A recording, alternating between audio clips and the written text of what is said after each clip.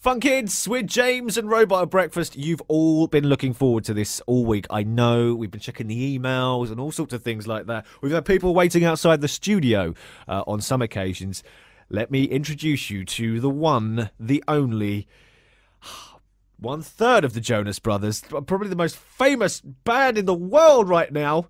It's Joe Jonas. Welcome to London, Joe. How you guys doing? Do you like this city? I love the city. It's always incredible to come here and to see the fans that are waiting outside hotels, and I have favorite restaurants and little pubs and things like that all over, but I love it here. It's amazing. So you're here to talk all about your new single, which is called See No More. It's coming out very soon.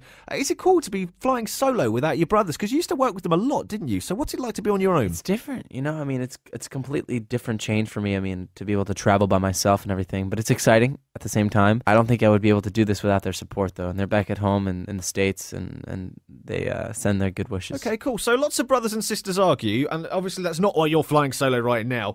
But we presume you always get along with your brothers. Is that true? There was times here and there that we would have fights. I think all brothers have to go through that to kind of appreciate the good stuff. And having music to kind of lean to helps a lot, because if you didn't have music, then you definitely would be always on top of each other. Is it true you worked with Chris Brown on this new track? What was that like? I did, yeah. I worked with Chris Brown for this album.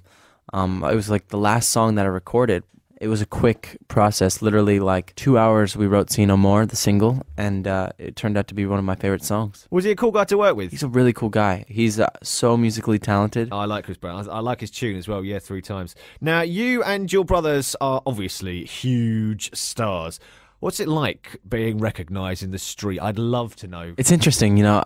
I love seeing the fans that are always kind of curious if it's just something they're seeing in the back of their minds, or if it's real. They always have to take a second look, and I'm usually really sweet and nice I try to be nice with the fans. They're as nice to me as, you know, I want to be nice to them back, and I really appreciate hearing their stories, how they heard the music and where they're from and things like that. So all the fans are really fantastic.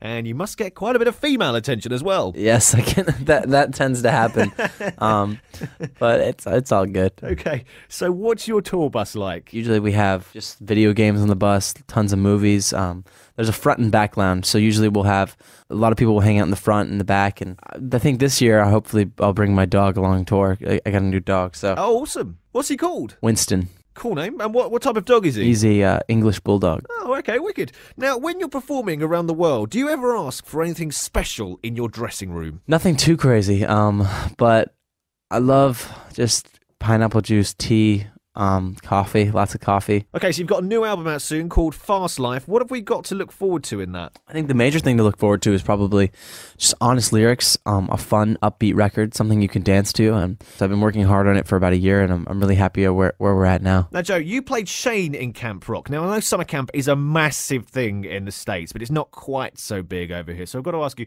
first off, did you ever get to go to one as a kid? I went to summer camp about 7 years in a row growing up, and I loved it. It was so amazing. It was about 2 hours away from my house, and I'd go for like a week and a half, and you'd meet friends out there, and you'd see the same people every year and hear their like stories about what they were up to, and it's really cool to go, and you know, hopefully it kind of will become a thing over here. So what's it all about? What sort of stuff do you do at camp? Plenty of things. I mean, there's always activities.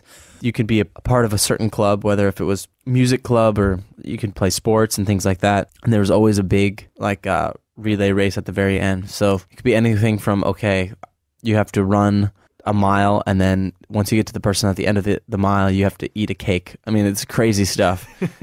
Sometimes gross, but a lot of fun. So, okay, Joe, if you weren't a superstar, what sort of job do you think you'd be doing? And please don't say this one, because the boss will hire you and I'll lose it. Wow, what would I be doing? I mean, if I wasn't doing acting or music, I would definitely love sports. So you've conquered the world, you've made movies, you've made group albums, you've made a solo album now.